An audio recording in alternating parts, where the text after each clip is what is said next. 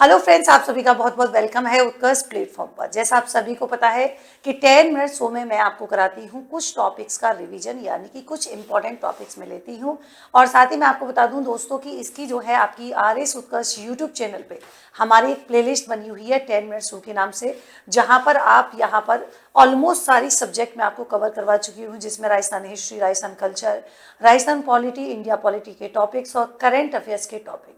और अब हम यहाँ पर कर रहे हैं राजस्थान ज्योग्राफी के टॉपिक्स रिवीजन। साथ ही मैं आपको बता दूं कि आपने पढ़ा हुआ है तो अच्छी बात है ना। तब तो यहाँ पर फटाफट से आपका क्या हो जाएगा, रिवीजन हो जाएगा। देखिए, कणों के आकार की बात करेंगे कि भाई आज हमारा टॉपिक क्या है, राजस्थान की मृदा। तो हम कह रहे हैं कि स्ट्रक्चर यानी कि कणों के आधार पर हम देखें कि मृदा कितने प्रकार की होती है। तो बारीक कणों वाली मृदा होती है जिसका नाम है काली चीका मृदा। मध्यम कणों वाली मृदा जिसे हम क्या बोलते हैं, जलोढ़ या कोप मृदा भी कहते हैं। मोटे कणों वाली मृदा ये आपकी रेतीली बालू मृदा होती है। और चीका किले की बात करते हैं तो मृदा का जो बिल्कुल ही बारीक कण होता है वो क्या कहलाता है, चीका या किला कहलाता है। रंग के आधार पर देखेंगे तो कितने प्रकार की होती है, 10 प्रकार की।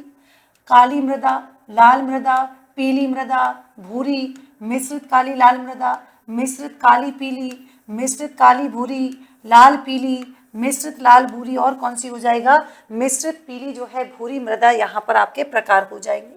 अगर आपसे पूछे कि पीएच मान के आधार पर वर्गीकरण बताइए तो ध्यान रखिएगा, क्षारीय मृदा जो है जिसका पीएच मान अगर 8.5 से ज्यादा है तो वो कैसी है, क्षारीय मृदा है।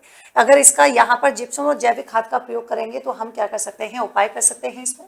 लवणीय मृदा की बात करेंगे, पीएच मान जो है 7 से लेकर 8.5 तक हो सकता है। उपाय की बात करेंगे, रॉक फॉस्फेट का जो है क्या है, उपयोग किया जा सकता है।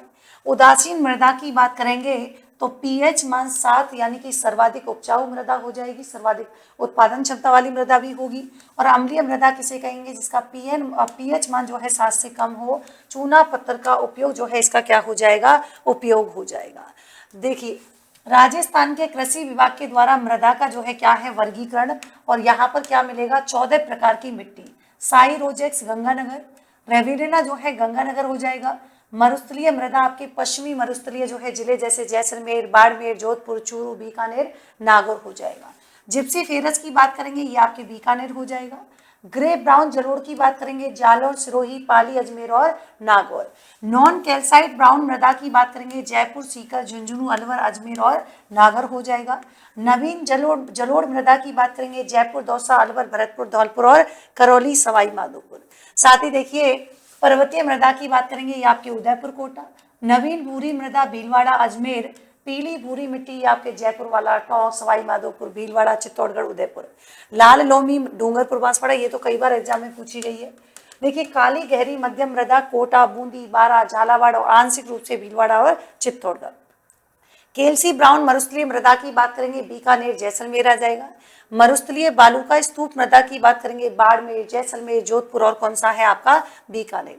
यहाँ पर जरा देखिए कि वैज्ञानिक आधार पर हम लोग जो है मृदा का वर्गीकरण देखेंगे तो राजस्थान में 5 प्रकार की मिट्टी पाई जाती है, जिसमें वर्टिसॉल, अल्फीसॉल, इंसेप्टिसॉल, एरिडोसॉल्स और कौन सी हो जाएगी, एंटीसॉल्स जो है यहाँ पर हो जाएगी। अगला क्वेश्चन देखेंगे, देखिए एंटीसॉल्स, ये हमारे जो मरुस्थलीय प्रदेश होते हैं उनके शुष्क भागों में मिलती है। मरुस्थलीय प्रदेश के यानी कि जो अधिकांशतः शुष्क भाग होते हैं, राजस्थान के 12 मरुस्थलीय जिलों में पाई जाती है। भाई राजस्थान में सर्वाधिक क्षेत्रफल पर एंटीसॉल्स का विस्तार है। रंग इसका हल्का पीला होता है, भूरा, और इसी के उपसमूह है टोरी और आपके डस्ट फ्लू बेंड्स यहाँ पर हो जाएगा। एरिडोसॉल्स की बात करेंगे तो जैसलमेर, बाड़मेर, जोधपुर जो है बीकानेर हो जाएगा। उपसमूह 4 है, कैम्बो, कैल्सी, सेलोरिथ्रिड्स और कौन सा हो जाएगा, पैली और थ्रिड्स हो जाएगा। आगे देखिए, इन सेप्टिसोल्स की बात करेंगे, ये हमारे अर्ध शुष्क जो है जलवायु प्रदेश और उप आर्द्र जलवायु प्रदेश में मिलती है। और हमारे जो अरावली प्रदेश है उसके निकटतम और जो हमारा दक्षिण राजस्थान है वहां पर देखने के लिए मिलती है। अब देखो जिलो आप देख सकते हैं, सिरोही, उदयपुर, राजसमंद, चित्तौड़गढ़, भीलवाड़ा, ये वाला रंग लाल और लाल लोमी होता है। और भैया देखिए, अफीम, मक्का, गन्ना, कपास जो है आदि क्या होता है, इनका उत्पादन होता है। अल्फीसॉल्स पहली बात तो नदियों के प्रवाहित होने से बनती है, इसी को जलोढ़ मृदा भी कहते हैं। और पूर्वी मैदान प्रदेश में देखने को मिलती है। मटमैला रंग होता है, मिट्टी के समान होता है और यहाँ की मृदा जो है वो उपजाऊ होती है। वर्टिसॉल्स की बात करें तो आपने देखा होगा जब ज्वालामुखी आता है तो ज्वालामुखी विस्फोट से जो लावा होता है तो लावा ठंडा हो जाता है, तो ठंडे के जमे मतलब जब ठंडा होकर जमता है तो जब इसका निर्माण होता है। विस्तार अपना हाड़ौती प्रदेश, अति आदि जो है जलवायु प्रदेश, बारा, झालावाड़, भीलवाड़ा, चित्तौड़गढ़। बारीक कड़ों वाली मृदा है किलेची का, उपजाऊ मृदा हो जाएगी। उत्पादन की बात करेंगे, कपास, गन्ना, संतरा, सोयाबीन, अश्वगंधा, अफीम और अधिकांशतः मसालों का क्या हो जाएगा, उत्पादन हो जाएगा। भाई मृदा का वैज्ञानिक वर्गीकरण देखें, एरिडोसॉल्स जिसमें कैम्बो, कैल्सी, सेलोर्थ और ये पैली, एंटीसॉल्स जिसमें टोरी और डस्ट हो जाएगा, इंसेप्टिसॉल ओस्टोक्रेप्स हो जाएगा, अल्फीसॉल्स इसमें जो है हॉपलस टाल्पस हो जाएगा, वर्टिसॉल की बात करेंगे उस्टर्स जो है यहाँ पर हो जाएगा। अगला देखिए रेतीली मृदा, तो भाई इनका विस्तार क्या है ये आपको ने यहाँ पर है। मेन चीज क्या है, प्रधानता कैल्शियम फॉस्फेट की पाई जाती है। अल्पता जो है कार्बनिक पदार्थ, नाइट्रोजन, जैविक तत्वों की मिलती है। पिछड़ी मृदा है, मोटे कणों वाली पाई जाती है। ज्वार, मूंग, मोठ, मूंगफली आदि होती है। जल ग्रहण क्षमता सर्वाधिक होती है। जल धारण की क्षमता जो है क्या है, यहाँ पर न्यूनतम होती है। फिर है मध्यम काली, आपने सुना होगा, मतलब वर्टिसॉल जो है रेगुन मृदा भी कहते हैं, कपासी भी कहते हैं, चीका भी।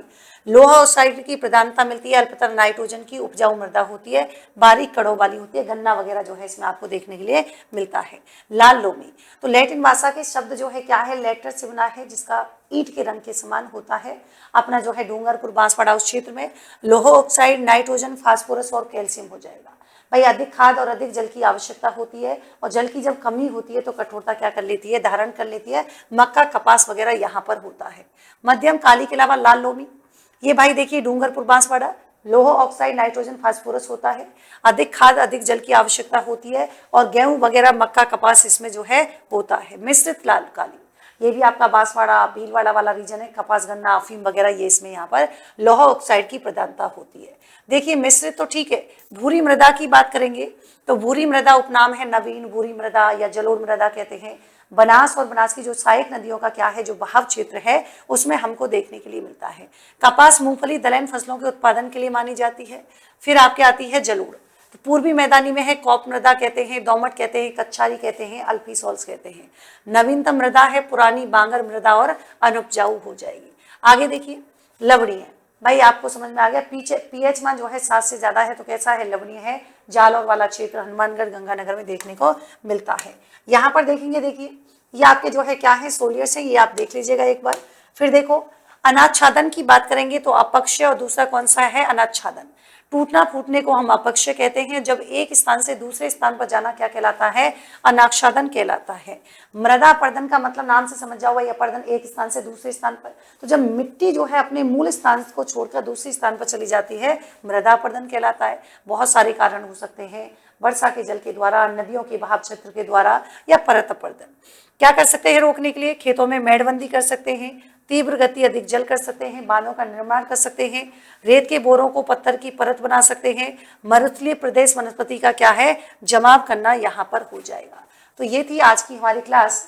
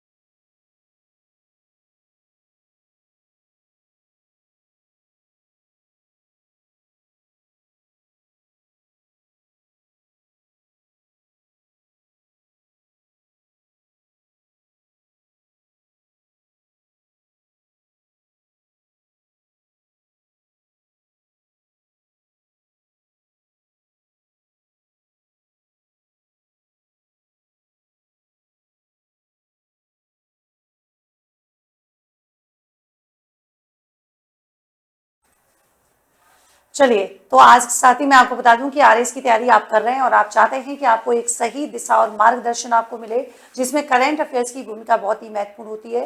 तो डेली हमारा सुबह 8 बजे करंट अफेयर्स का सेशन होता है और साथ ही दोस्तों मैं आपको बता दूं कि करंट अफेयर्स सेशन का ही हर संडे को क्लास टेस्ट होता है और हर शाम को 7 बजे जो है आपकी क्या मिलती है, तो 7 बजे आपको 10 मिनट शो की जो है यहाँ पर क्या है क्लासेस मिलती हैं और इसका रिवीजन क्लास आपके यहाँ पर में टॉपिक जो होते हैं उनका रिवीजन क्लास हम यहाँ पर करते हैं।